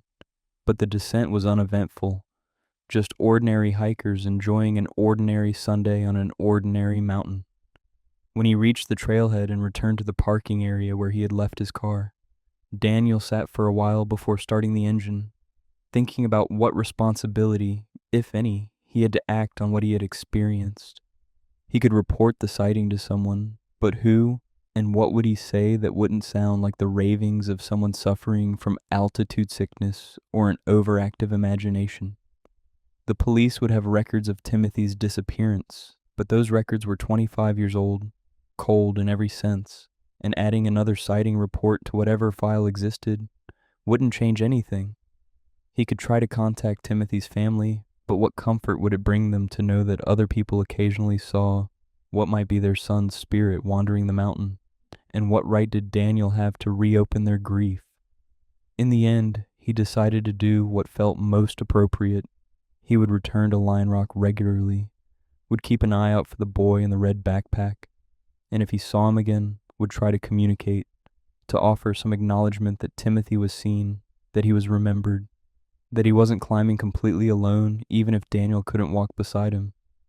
Over the following months, Daniel returned to Lion Rock almost every weekend, always hiking on Sunday mornings when he had first seen Timothy, always watching the trail ahead and behind for signs of a small figure in a school uniform. He saw the boy 3 more times that year, always briefly, always in the same general area of the mountain where the trail passed behind that large boulder, always with the same sequence, Timothy appearing below Daniel on the trail, then somehow getting ahead, waving that slow, deliberate gesture, stepping behind the boulder and vanishing. Daniel began documenting these encounters, taking notes on the exact location and time, the weather conditions, anything that might reveal a pattern, but the only consistent factor was October. Every sighting occurred within a 2-week window around the anniversary of Timothy's disappearance. Other hikers Daniel spoke with casually had their own stories. Some had heard the voice calling, "Wait for me." Others had seen footprints that led nowhere. A few had caught glimpses of the boy but assumed he was a real child until he vanished. One older hiker, a man who had been climbing Lion Rock for decades, told Daniel that he had been part of the original search party in 1998, had been one of the volunteers who heard Timothy's voice calling from the slopes, had followed those mysterious footprints to their impossible terminus at the cliff edge. The man spoke with lingering sadness about the search, about the hope that had gradually transformed into resignation as days passed without finding the boy, about the peculiar quality of Timothy's voice when they heard it, how it had seemed to come from everywhere and nowhere simultaneously, how it had led them in circles around the mountain without ever getting closer to its source. I hope you enjoyed these stories. Tomorrow we will be uploading another terrifying story. Feel free to subscribe and put on your notifications to never miss another scary video. I upload almost every day. Wish you all the best. The last 2 stories are different. They're quieter, but far more disturbing. The kind that stay with you long after the telling ends. Because sometimes the most terrifying encounters aren't the ones filled with blood and violence, but the ones that reveal how thin the barrier truly is between our world and whatever lies beyond, and how easily we can slip from one reality into another without even realizing we've crossed a threshold from which there may be no return. What follows will test your understanding of what's possible and leave you questioning the very nature of the spaces we inhabit and the presences we share them with. Robert Chen woke at 4:09 in the morning to the sound of breathing that wasn't his own. The sound was close, intimate, the kind of proximity that suggested someone standing directly beside his bed. And for several seconds, Robert lay perfectly still in the darkness of room 409, his own breath held, listening to the steady rhythm of inhalation and exhalation that came from somewhere to his left. The room was completely dark, the thick curtains blocking any ambient light from the neon-saturated streets of Mongkok below, and Robert couldn't see anything, couldn't confirm whether the sound was real or imagined, but his body responded with primal certainty, flooding his system with adrenaline as every muscle tensed in preparation for flight or fight. He reached slowly toward the bedside table where he had left his phone, moving with careful deliberation so as not to alert whoever or whatever was breathing beside him, and his fingers had just touched the phone's smooth surface when he felt his blanket move. A gentle tug downward, someone pulling it away from his body with patient, incremental progress. Robert had arrived in Hong Kong 3 days earlier for a business conference, his company sending him to represent their interests at a technology expo in the convention center. He was 34 years old, a product manager for a software firm based in Sydney, and this was his first visit to Hong Kong, despite having attended conferences in other Asian cities multiple times over the years. His company had booked accommodation at a budget hostel in Mong Kok, rather than one of the more expensive hotels near the conference venue, a cost-saving measure that Robert had accepted without complaint, understanding that startup culture meant everyone traveled economy and stayed in affordable lodgings. The hostel was called the Golden Fortune Residence, occupying several floors of a worn commercial building on Nathan Road, sandwiched between a phone repair shop and a restaurant serving Sichuan cuisine. Robert had checked in late on his first evening, exhausted from the flight and jet-lagged, barely noticing the hostel's shabby lobby or the tired expression of the young woman working the front desk. She had given him a key card for room 409, 4th floor, explaining in accented English that breakfast was served from 7 to 9 and the Wi-Fi password was written on a card in his room. Robert had taken the elevator up, found his room, and collapsed onto the bed without bothering to unpack properly, sleeping heavily until his alarm woke him the next morning for the conference's opening session. The room was small even by Hong Kong standards, barely large enough for the single bed, a narrow desk, and a compact bathroom, with walls thin enough that Robert could hear conversations and television noise from adjacent rooms. The window looked out onto the building opposite, so close that Robert could see into the apartments across the gap, ordinary domestic scenes of people cooking dinner or watching screens, lives unfolding in densely packed proximity. The first 2 nights had passed without incident, Robert returning from the conference each evening around 8, grabbing takeaway food from one of the countless restaurants lining the streets, then working for an hour or 2 on his laptop before sleeping.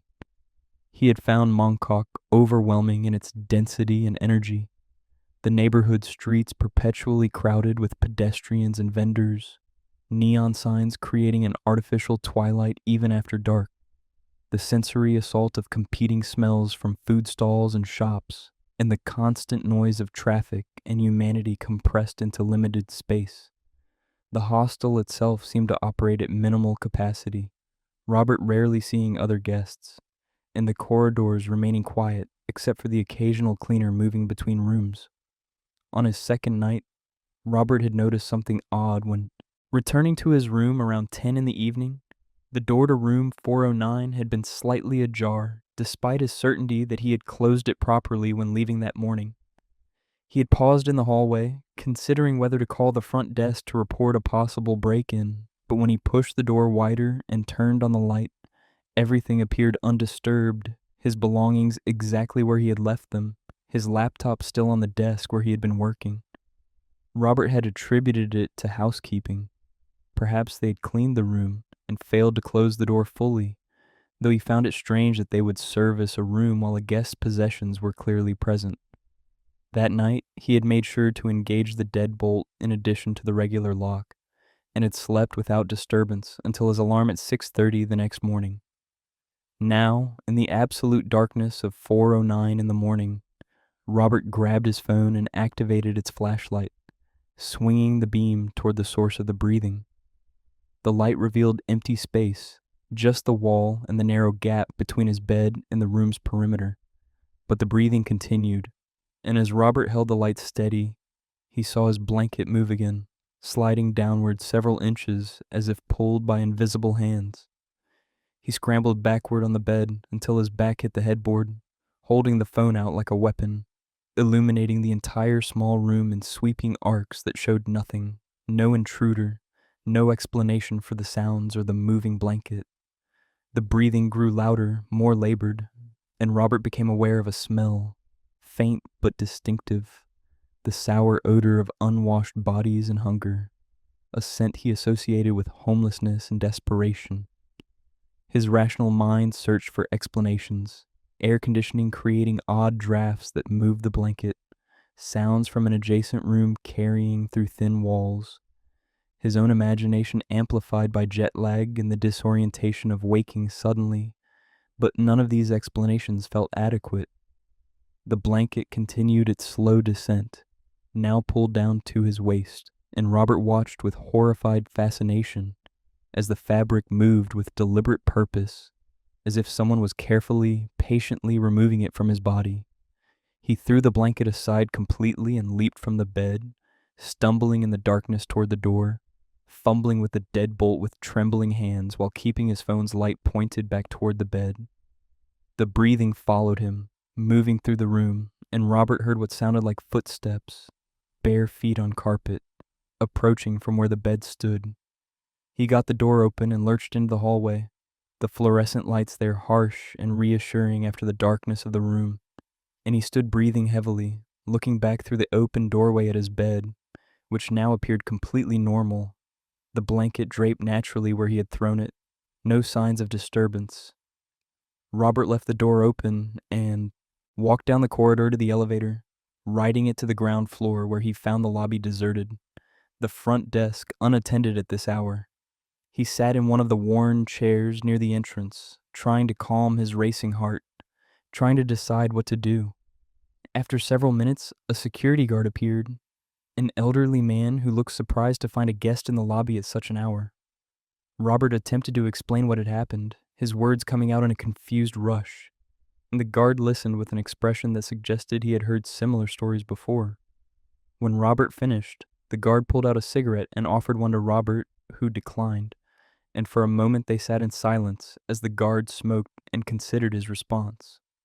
Finally, in halting English supplemented with gestures, the guard explained that room 409 had a reputation. The guests sometimes complained about disturbances, that the room was supposed to be taken out of service, but management kept booking it because they needed every available space to maximize revenue. The guard's story, pieced together through his limited English and Robert's questions, revealed that room 409 had been the site of a death during the early 2000s financial crisis. A man in his 50s, unemployed and unable to afford better accommodation, had been living in the room long term, paying monthly rates that were barely sustainable on his diminishing savings. When the money ran out completely, he had stayed in the room anyway, the hostile management initially allowing this out of sympathy, but eventually losing track of him as staff turnover and administrative chaos obscured the fact that room 409's occupant hadn't paid rent in weeks. The man had starved to death, too proud or too depressed to seek help. His body not discovered until the smell alerted staff, and they broke into the room to find him dead in the bed, emaciated and alone. The guards said that since then, guests in room 409 reported various phenomena, waking to feelings of being watched, blankets being pulled away, the sensation of someone climbing into bed with them, and always that same smell, the sour odor of starvation and desperation. The guard seemed matter-of-fact about these revelations, treating them as unfortunate but mundane aspects of the building's history, and he offered to move Robert to a different room immediately. Robert accepted gratefully, and within 20 minutes he was settled in room 512, 5 floors up, exhausted but unwilling to sleep, instead sitting on the new bed with all the lights on, searching his phone for information about the Golden Fortune residence and its room 409. What he found confirmed and expanded on the guard's account. Multiple reviews and forum posts from previous guests describing experiences identical to Robert's, waking at 4:09 in the morning specifically, feeling their blankets pulled away, hearing breathing beside their beds, encountering that distinctive smell. The Fiwain, nah, Reviews were scattered across different platforms, some in English, but most in Chinese, which Robert had to run through translation software. And they spanned several years, suggesting the phenomena had been ongoing long term. Several reviewers mentioned that they had been moved to different rooms after complaining, but a few had stayed the full duration of their booking in room 409, either unaware of its history or determined not to let superstition affect their travel plans. These latter accounts were more detailed, describing escalating disturbances over multiple nights, the blanket pulling becoming more aggressive, the breathing growing louder, some guests reporting waking to find themselves completely uncovered despite having been wrapped in blankets when they fell asleep, as if something had painstakingly removed every layer while they slept.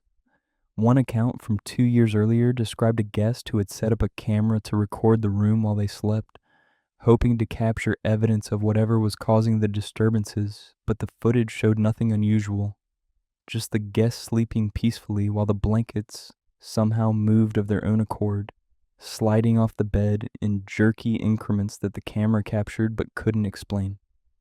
Robert spent the rest of that night and the early morning reading everything he could find about the man who had died in room 409, eventually locating a brief newspaper article from 2003 that mentioned the discovery of a body in a Mong Kok residential hotel. The article didn't name the specific location or the deceased man, citing privacy concerns, but the details matched what the guard had told him.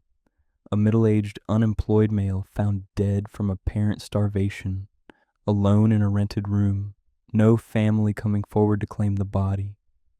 The article treated it as a minor human interest story, one small tragedy among the many that unfolded during Hong Kong's economic turbulence, and Robert found himself imagining the man's final days, the slow realization that no help was coming, the gradual physical deterioration as the body consumed itself, the cold that must have accompanied starvation, the desperate need for warmth that would explain why the ghost, if that's what it was, seemed to be seeking the warmth of occupied beds. Robert had never been particularly superstitious, had grown up in a rational scientific household where paranormal claims were dismissed as superstition or fraud, but his experience in room 409 had been viscerally real in a way that resisted rational dismissal. He had felt that blanket move, had heard that breathing, had smelled that distinctive odor in the specific time of 4:09 in the morning, repeated across multiple accounts, suggested a pattern too precise to be coincidental. When morning came and Robert went down to the lobby to check on breakfast, he found a different person working the front desk, a middle-aged woman who greeted him politely and asked if his room was satisfactory. Robert mentioned that he had been moved from room 409 during the night, and the woman's expression shifted immediately, becoming guarded, and she quickly explained that the room had some maintenance issues, that they should have had it blocked from booking, that she apologized for any inconvenience. Robert pressed for more information, asking directly if the room was haunted, and after a moment's hesitation, the woman admitted that yes, there were stories, that some guests reported disturbances, but that many guests stayed there without any problems, and the hostel couldn't afford to leave rooms empty based on superstition.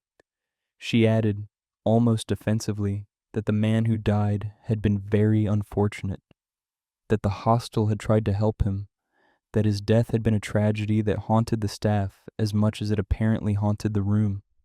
Robert asked why they continued booking the room given its reputation, and the woman explained the brutal economics of Hong Kong accommodation.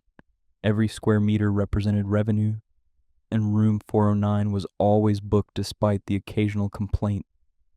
Tourists and budget travelers searching for the cheapest options, never researching the hostel's reputation beforehand, or if they did, assuming the ghost stories were exaggerations or marketing gimmicks. Robert attended the final day of his conference with the distracted air of someone whose worldview had been fundamentally shaken, participating in panels and networking sessions on autopilot, while his mind remained fixed on what he had experienced. That evening, before his morning flight back to Sydney, Robert made a decision that surprised him. He asked the front desk if he could visit room 409 one more time, not to stay, but just to see it in daylight, to process what had happened with the benefit of clear visibility and calm reflection. The woman at the desk looked uncertain, but eventually agreed, giving him a key card and warning him not to disturb the current occupant if the room was occupied, though she checked the computer and confirmed it was currently vacant in the brief window between guests. Robert took the elevator to the 4th floor and walked down the familiar corridor, finding room 409 at the end, its door no different from the dozens of other doors lining the hallway. He used the key card and entered, the room appearing mundane in the afternoon light filtering through the thin curtains. Just another small hostel room with worn furnishings and the faint smell of industrial cleaner. Robert stood beside the bed where he had experienced the phenomena, looking down at the space where he had felt that presence, trying to reconcile the ordinary appearance with the extraordinary experience. He sat on the edge of the bed, and as he did so, he noticed something he had missed during his panicked exit, a small stain on the wall beside the headboard, barely visible, the kind of mark left by years of someone's head resting against the same spot. Robert reached out and touched the stain, and in that moment he felt an overwhelming wave of sadness. Not fear, but profound melancholy.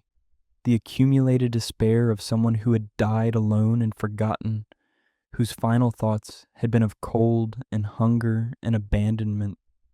The feeling passed quickly, but left Robert shaken, and he understood with sudden clarity that the phenomena in room 409 weren't malicious. They were desperate.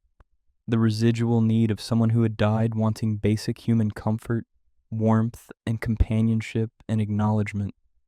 Robert pulled out his phone and opened a note-taking app, typing a brief message that he left on the desk, addressed to no one specific, but meant for whoever or whatever remained in the room, acknowledging that he understood the loneliness, that the death had mattered even if it hadn't been witnessed, that the man who died deserved to be remembered.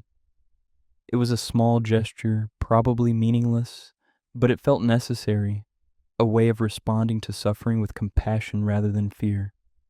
Robert left the room feeling lighter somehow, as if he had discharged an obligation he hadn't known he was carrying, and he returned to room 5 and 12 to collect his luggage and prepare for his departure. On the taxi ride to the airport, Robert found himself thinking about the economics of desperation, about how cities like Hong Kong push people into smaller and smaller spaces, how poverty and isolation could kill as surely as violence, how easy it was to die unnoticed in a place filled with millions of people. His experience in room 409 would stay with him, he knew, not as a ghost story to share at parties, but as a reminder of the human suffering that existed in the margins of urban prosperity, the people who fell through cracks in the social safety net and died alone in rooms that would be cleaned and rented to the next occupant without ceremony or acknowledgement. Back in Sydney, Robert would occasionally check the hostel's reviews, watching for new accounts of disturbances in room 409, and he would find them with depressing regularity, new guests describing the same phenomena, the breathing, the blanket pulling, the smell, the specific time of 4:09 in the morning. Each new review felt like evidence that the man's need persisted, that death had not released him from his desperation, that he continued seeking warmth and comfort in the only space he had known at the end.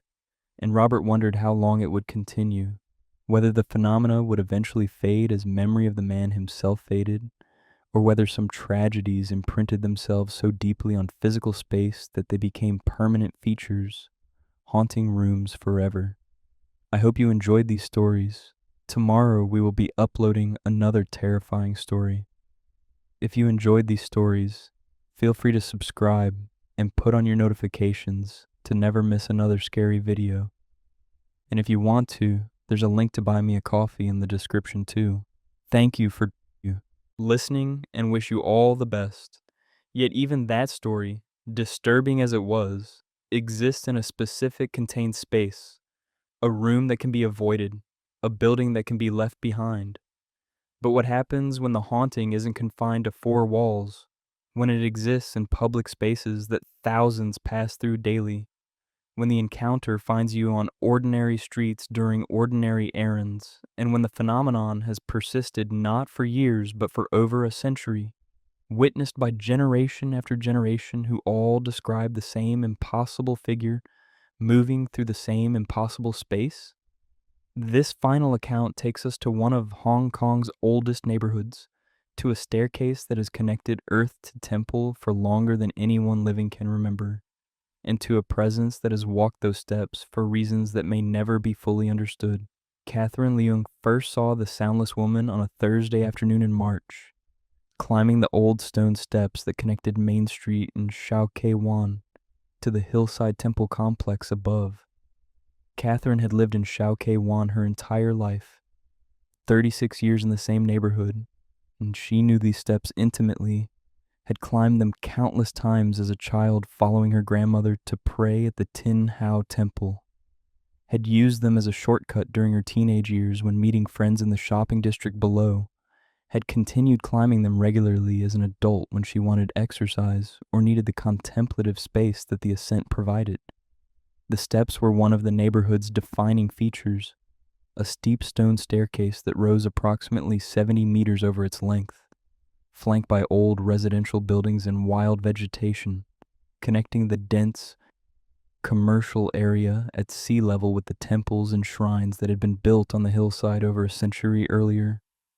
The steps were public infrastructure, maintained sporadically by the government and used daily by local residents, tourists visiting the temples, and elderly people who climbed for exercise despite the challenging grade.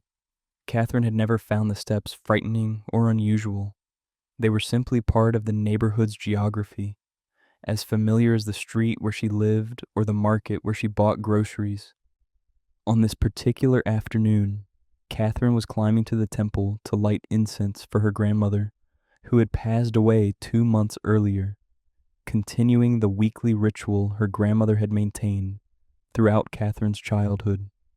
The weather was pleasant, warm, but not oppressively so, with a light breeze carrying the smell of salt water from the harbor and the competing aromas of cooking food from the restaurants lining Main Street below.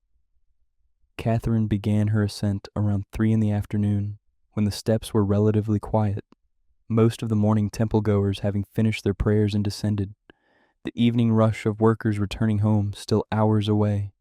She climbed at a steady pace, pausing, occasionally on the small landings where the staircase switched back on itself, looking out over the neighborhood that spread below, the density of low-rise buildings gradually being replaced by newer high-rises, the harbor visible in the distance with its constant traffic of vessels.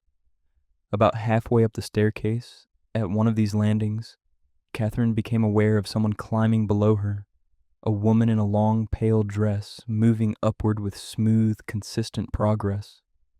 Catherine glanced back briefly, registering the woman's presence without particular interest, then continued her own climb.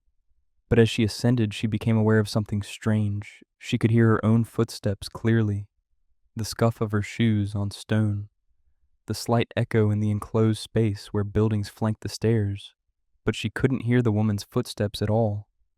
No sound accompanying the figure's movement despite the stone steps that should have transmitted the noise of footfalls.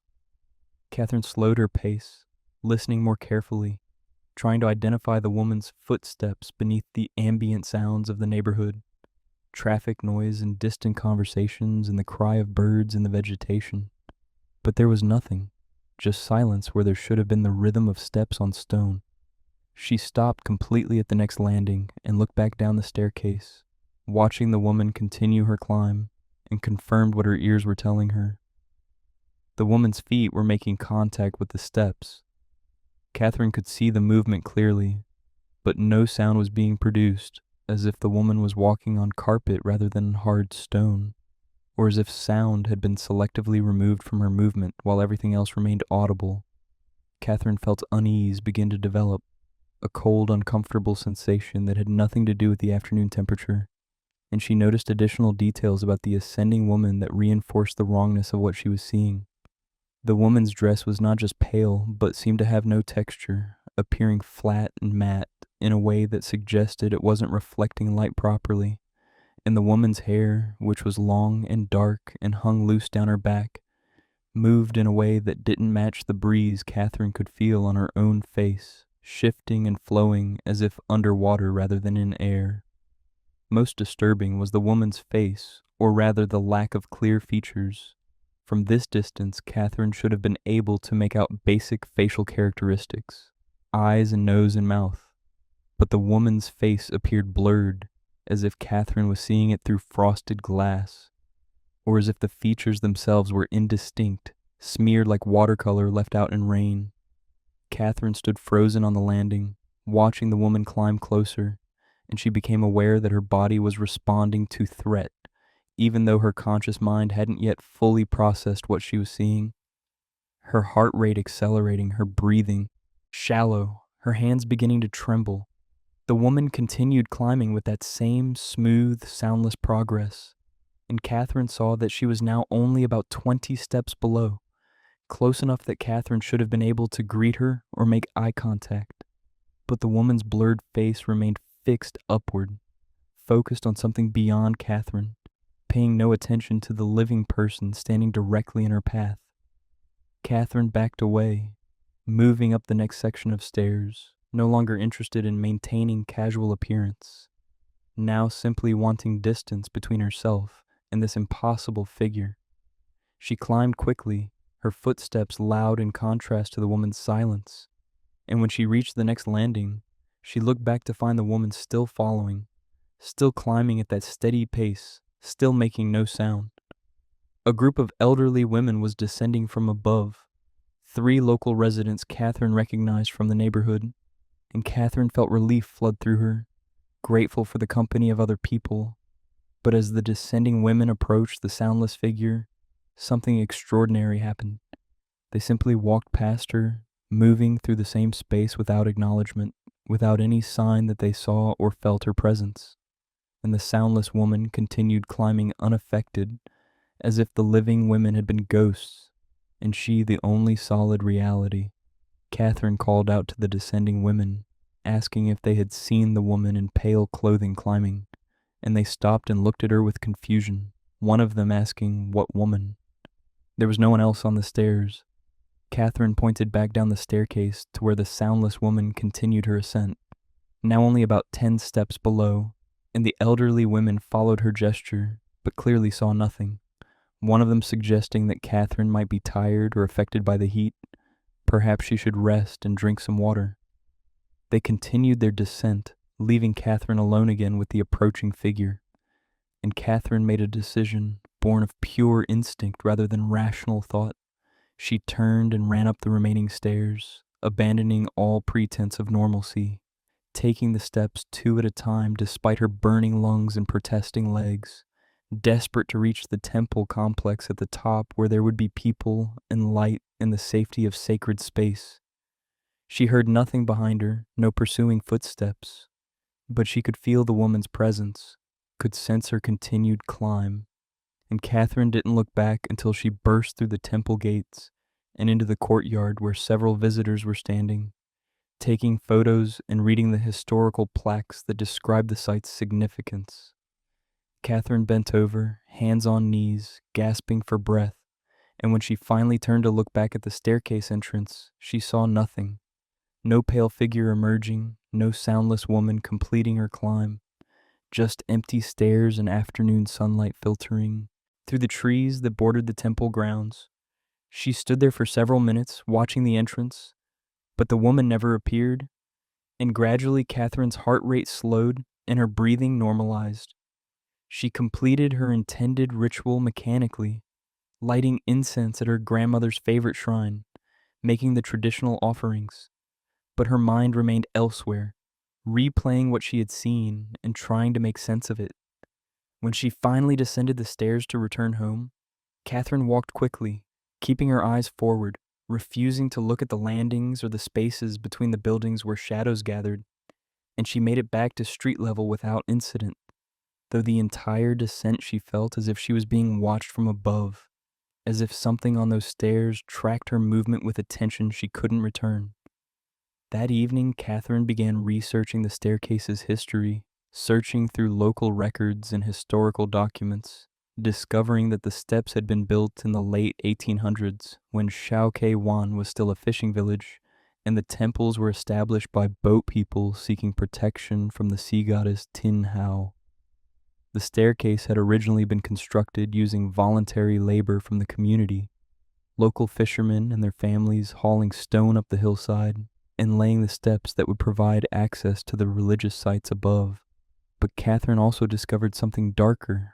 During the late 1800s, Hong Kong had been struck by multiple waves of bubonic plague, the disease spreading rapidly through the crowded, unsanitary conditions of the time and killing thousands. Shao Ke Wan had been particularly affected, the fishing community suffering high mortality rates, and the temple staircase had been used to carry bodies of plague victims uphill to temporary burial grounds behind the temples, the steep climb making it impractical to use the steps for normal funeral processions. The bodies had been carried wrapped in cloth, often at night to avoid public panic, and many had been buried without proper religious rites because the sheer number of deaths had overwhelmed the capacity of monks and priests to perform ceremonies.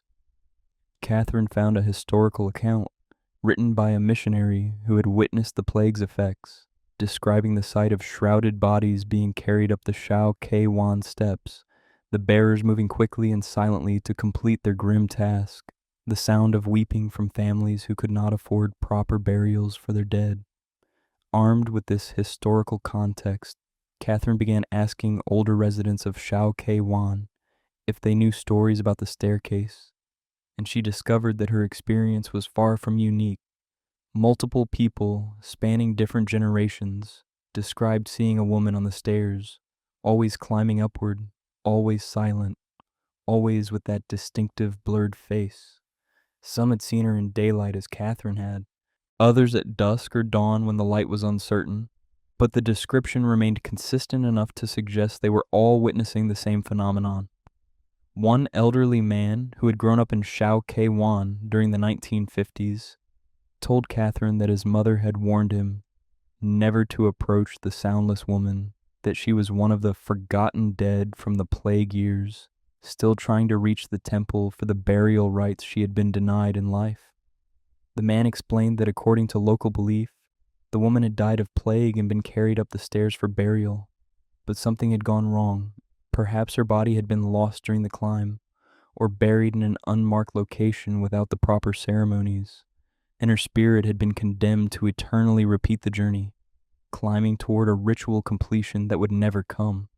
He added that dogs could sense her presence and would refuse to walk on certain sections of the staircase, and that people who approached her directly sometimes experienced misfortune, not because she was malevolent, but because contact with the unquiet dead brought spiritual pollution that affected the living. Catherine spoke with a local historian who specialized in Shao Ke Wan's past, and this woman provided additional context, explaining that the staircase was one of several locations in Hong Kong associated with plague dead, that the late 1800s epidemic had been so devastating that normal burial customs had broken down completely, with many bodies disposed of hastily and without proper recording.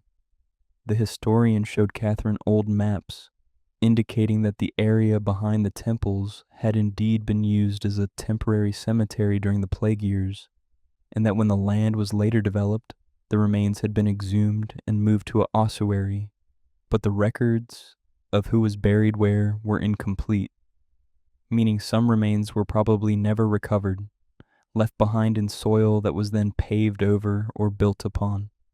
The historian believed that phenomena like the soundless woman represented unresolved spiritual distress, the lingering presence of individuals whose deaths had not been properly acknowledged, or whose remains had not received appropriate treatment, and she suggested that what Catherine had seen was an echo or recording, the emotional and spiritual residue of the plague, years playing back for those sensitive enough to perceive it. When Catherine mentioned that the elderly women she had encountered on the stairs couldn't see the figure, the historian explained that receptivity to such phenomena varied widely, that some people were essentially blind to spiritual presence while others perceived it clearly, and that this variation made documentation and verification difficult. because witnesses to the same event would report completely different experiences. Over the following weeks, Catherine found herself both drawn to and repelled by the staircase, wanting to understand what she had seen, but afraid of encountering the soundless woman again. She began climbing the steps regularly, always during daylight hours when other people were present, documenting her observations and noting patterns. She discovered that the soundless woman appeared most often during certain times of year, particularly during the spring months, corresponding to the historical plague outbreaks, and that sightings were more common during overcast weather when the light was diffused and shadows were less distinct. Catherine also noticed that dogs did indeed react to certain sections of the staircase, refusing to climb or descending reluctantly with hackles raised, and she began to recognize these animal reactions as markers of where the phenomenon was most active. She attempted several times to photograph the staircase during her climbs, hoping to capture the woman if she appeared again, but discovered that the phenomenon seemed to evade technological recording, appearing clearly to Catherine's perception, but never manifesting in photographs or video footage she reviewed later. This selective visibility suggested something about the nature of what she was seeing, that it existed in consciousness rather than physical space, or that it manifested through mechanisms that human perception could detect, but cameras could not. Catherine's research led her to connect with other people who had experienced similar phenomena at various locations around Hong Kong, and she learned that the soundless woman of Shao Kei Wan was part of a larger category of sightings associated with plague sites and locations of mass death. These accounts shared certain features. The figures were often silent or soundless. They moved with purposeful direction rather than random wandering. They appeared to be repeating specific actions associated with their deaths, and they seemed unaware of or indifferent to living witnesses, as if existing in parallel time rather than the present. Catherine found these conversations both validating and disturbing, confirmation that her experience was genuine, but also revelation that the world contained far more of these persistent hauntings than she had imagined, that Hong Kong's landscape was layered with tragedy, and that beneath the modern city's gleaming facade lay accumulated suffering that occasionally surfaced into visibility. She also learned that some people made regular offerings at sites associated with these phenomena, leaving incense or food or paper money at specific locations, not necessarily because they believed it would help the spirits, but as an act of remembrance, a way of acknowledging that these deaths mattered and that the forgotten deserved recognition even in their strange persistence. Catherine eventually established her own ritual, climbing the stairs weekly as she had originally intended for her grandmother, but now also pausing at the landing where she had first noticed the soundless woman, leaving a small offering of incense and saying, "A brief prayer for the unnamed plague victims whose remains lay somewhere beneath the modern neighborhood." She never saw the soundless woman again with the same clarity as that first encounter, though sometimes during her climbs, she would feel a sudden temperature drop or catch a flicker of movement in her peripheral vision, or hear what might have been footsteps that ceased when she tried to focus on them. These subtle experiences were enough to confirm that something persisted in that space, that the staircase remained active in ways that transcended its mundane function as neighborhood infrastructure. Other climbers occasionally reported their own sightings to Catherine after word spread in the community that she was collecting accounts, and she maintained a private log of these reports, documenting the ongoing presence of the soundless woman and noting how the phenomenon seemed to ebb and flow over time, sometimes appearing frequently to multiple witnesses in a short period, then disappearing for months before resuming its manifestations. What Catherine found most disturbing as her documentation accumulated was the realization that the soundless woman was simply one of many such presences occupying Hong Kong's spaces, that the city's rapid development and constant transformation had not erased its tragic past but merely covered it, and that the past occasionally surfaced through phenomena that people either explained away as superstition or experienced and then tried to forget.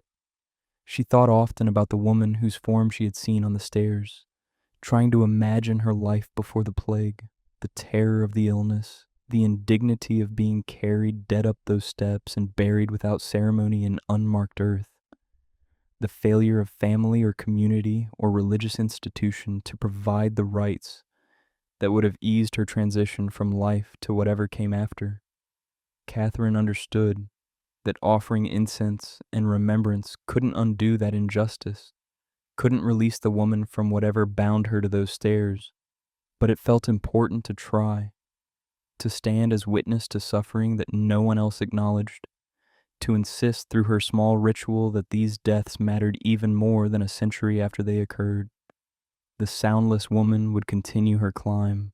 Catherine believed, long after Catherine herself was gone, would continue appearing to those who could perceive her, soundless and blurred, and eternally ascending toward a temple that could never offer what she sought, a tragedy so quiet and persistent that most people would walk past it daily without ever knowing what shared their path. I hope you enjoyed these stories. Tomorrow we will be uploading another terrifying story. If you enjoyed these stories, feel free to subscribe and put on your notifications to never miss another scary video.